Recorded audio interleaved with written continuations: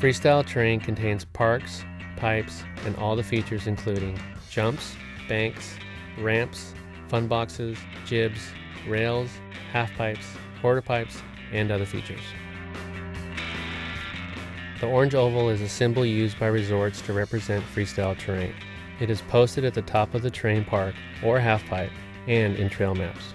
The symbol is usually found with safety information about terrain park use, including SmartStyle.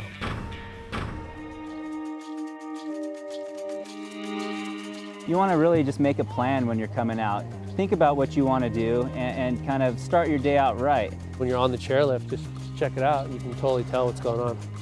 When you have a plan, it just gives you that much more confidence to go up and try new tricks, and it makes you feel a lot better rolling into the jump knowing that you know what you're doing, because if you second guess yourself, that's when things start to go wrong and you have problems. Second step, look before you leap. Whenever I go to a new park, whether it be I haven't been there for a few days or a few weeks, I always do a lap just riding through and checking out all the jumps.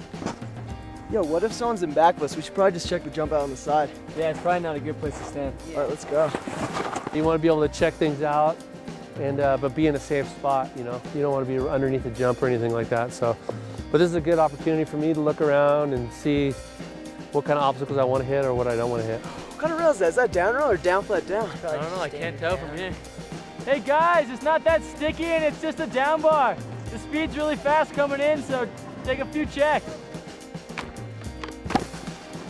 One other thing you want to check out is just like how fast the snow is. Like you can hear that, it's like ice right now. It's kind of earlier in the morning. You're going to have a lot more speed. And then in the afternoon, when things get really soft and slushy, you're going to be going slower. So you need to kind of adjust your speed a little bit. The next part is easy style it, so warm up. One thing I like to do is just work your way up. Start small and work your way up. I definitely started out with miniature jumps, miniature rails, you know. It's always way better to start somewhat in your comfort level. If you have too much speed, there are many things that can go wrong. You can blast into the front of the box, or you can shoot over the top like you just saw me do there. I have way too much speed going in and went way over the backside. Wasn't good. Right now, it's really critical for every rider, every skier in a terrain park to kind of figure out how to take care of themselves. A part of being a snowboarder is being aware and being familiar with your environment, and that's how you're gonna kill it.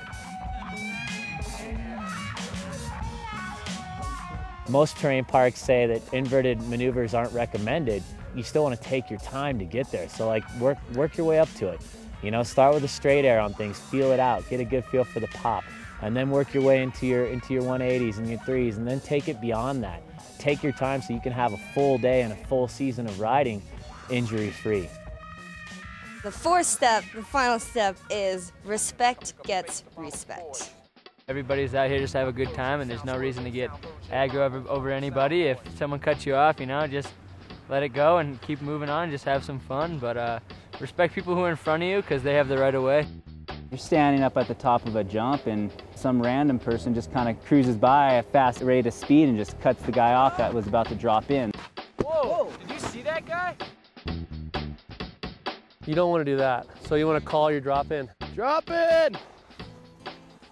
You can't just kind of go in there like a loose cannon. It's definitely good to have respect for the other people waiting in line and just, you know, just respect the snow and just kind of everything that's in there. Just be courteous to other people and respect others, and you'll have a blast.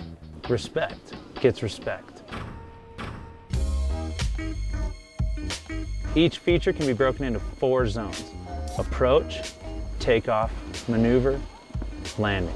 Right now, we've kind of put into place this whole system for kind of checking out features and kind of understanding the different parts of a feature, and we call it the ATML model, and it's really simple.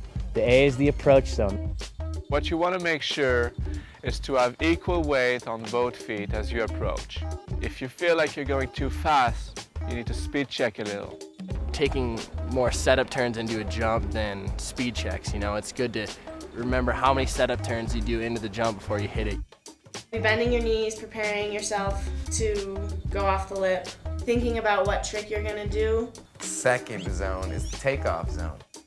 Most people don't just ride off the feature, they actually make a move to manage that feature well. Just stay center on your board so you don't fall in the back seat. The key to make a trick happen is at the takeoff. That's where you pop into the maneuver zone. The maneuver zone is all about the trick you're throwing down or just the way you're floating through the air. You're in the air, you're looking for your landing, you're doing your trick that you want to, and you're actually being calm about it, not just trying to hug something off and see if you land it. And then you got the landing zone. When you're coming down to the ground, you see your landing, just make sure you put your board forward. Being able to put your board down underneath your feet safely. So you land and then you bend your knees. And just absorb, use your core. And then you ride away.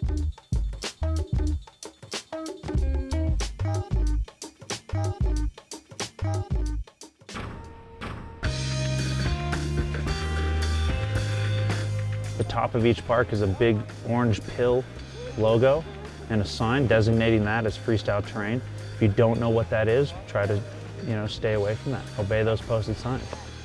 You can find the smart style signs, being them consistent throughout the industry. You look for the small oval and work your way up. Always start small and work to the large. Before you hit anything, you just want to check it out. You don't want to hit anything in first run. You want to just look the park, look at the takeoffs. Basically what I do when I'm hitting kickers is just, ride at the takeoff a few times, speed check it however long you need to, roll over the landing 1 or 2 times to see, how the pitch of it, if the takeoff matches up with the landing. Watching someone hit the jump will just give you a general idea of what the speed is. Even though you can watch people hit a jump, a lot of it just has to come down to you and your own judgment of your own ability and your own speed. I'm always constantly thinking about my speed control and how I'm controlling how fast I'm heading at a feature. There's always that moment of go, no go. If the speed doesn't feel right going into a feature, blow it off. You can always hit it the next time around. Things riders could do to use the park properly is probably wait their turn, call their drop. Drop it! One of the most common features in a terrain park is a transition. You have a transition on the landing, you got a transition at the takeoff, you got side transitions, you got half pipes, they're full of transitions. Every time you ride into one, you're gonna feel pressure build up in your snowboard and your skis as well. A half pipe's a great place to learn the feeling of a transition and how to weight see this guy? How to weight your board and unweight it as you get to the top of the lip. Roll right in the sweet spot right here. And then you can just ollie right off the top. And you really want to land in that sweet spot, which is, if this is the lip, it's from here to here, that's the sweet spot. It's all about you using your body and using your legs and adapting to the transition.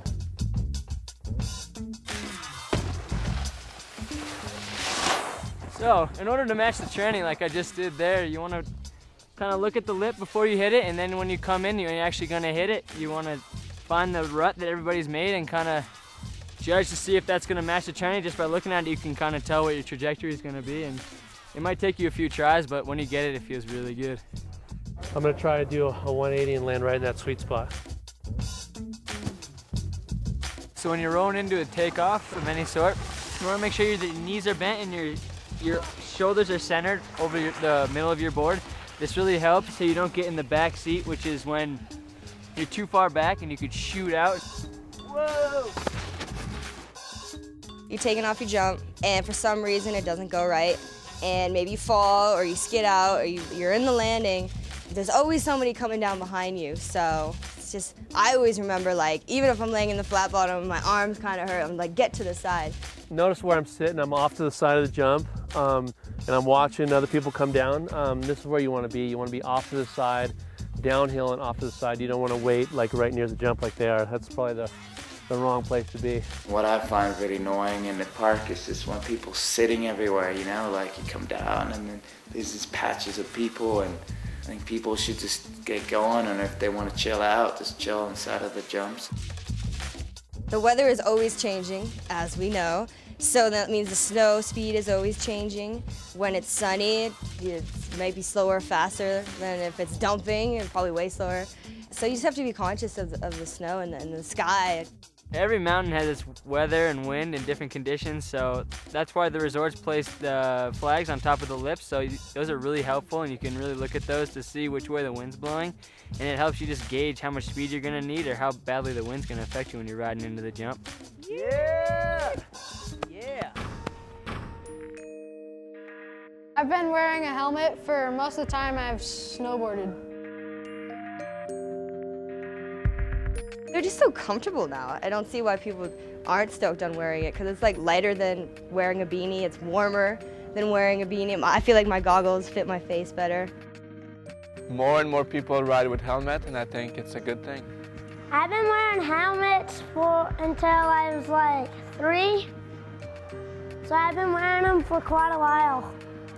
I've broken a couple, and I just like that they keep me safe. If you ever find yourself stuck in a progression, trying to learn a new trick, trying to figure things out for the first time, or just getting frustrated with your riding or your skiing in general, there are specialized coaches who coach freestyle at almost every mountain in the country. For me, having a coach has always just kind of been uplifting, because, you know, I'll scope everything and I'll get the speed right, but it's just sometimes it's that little critiquing that just lets you excel to the utmost potential. To be coached is pretty cool because my coach teaches me all my sweet maneuvers. When you're at your local resort, look for instructors that have PSIA, AASI certifications. You can go to psia.org or aasi.org and get that type of information. As the rider, you have to really be responsible for yourself. What you do, you have to know your ability level, you have to stay within yourself, have fun, you know, reach new heights, but also be responsible for yourself, because regardless of what we build, we can't be responsible for what you're going to do, and that really comes down to you and a personal choice you have to make. So go out there, have a great time, but think about responsibility. It starts and ends with you.